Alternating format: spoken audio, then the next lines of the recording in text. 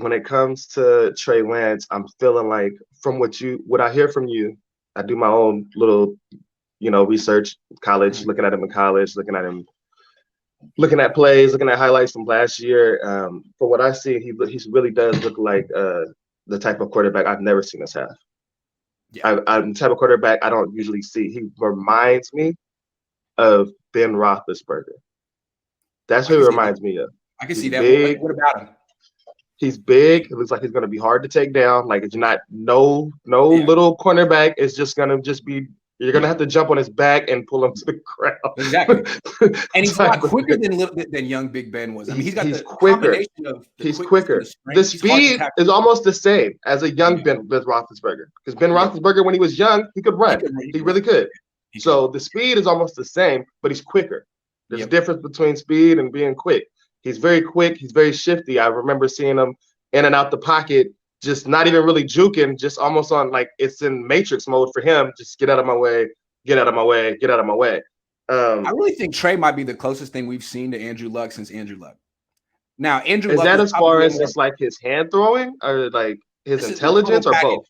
The combination of high level athleticism, size, and intelligence. That was Andrew Luck. That's Trey Lance. Now, Andrew Luck was probably a little bit more natural thrower than Lance, but Lance is probably a better athlete than Luck.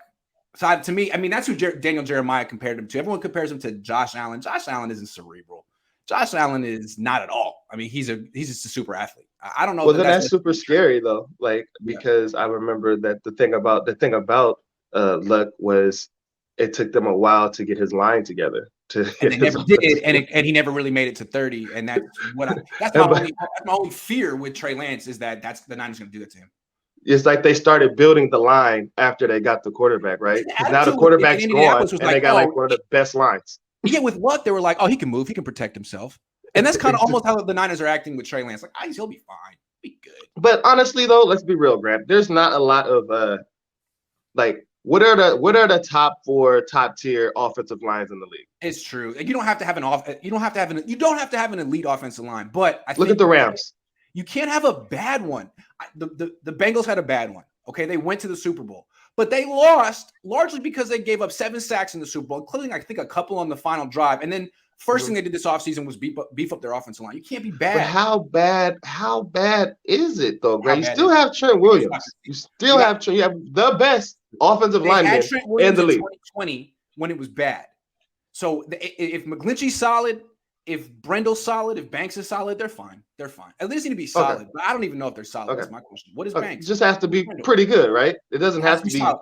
Yeah, like solid, decent. Some people they pay for a lot. There's a lot of people that pay for offensive lines and go nowhere. Because they put so much money into the offensive line, it's almost worthless, right? Like you got the Colts or you got the Cowboys. Remember when the Cowboys just that line was unpenetrable, and what did they get from that? One Super Bowl win in 20 years? Or one playoff win in 20 years? No, you're absolutely right. You're absolutely right. It can't be bad though, and that's what the Bengals learned. And I thought the Rams had a bad offensive line last year.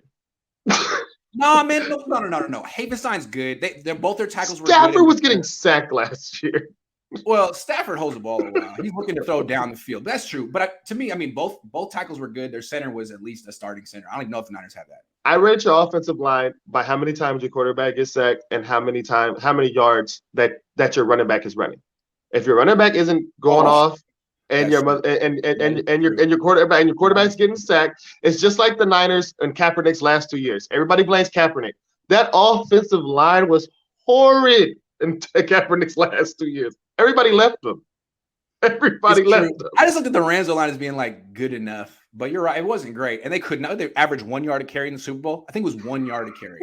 I'd have been 1.1. And I got to take more calls, man. But yeah, you can call anytime. Thanks, man. I would love to talk to you. Come on the show, man. Keep doing your thing, bro. Keep doing your thing. You're one of my favorite people to listen to. Where you calling from?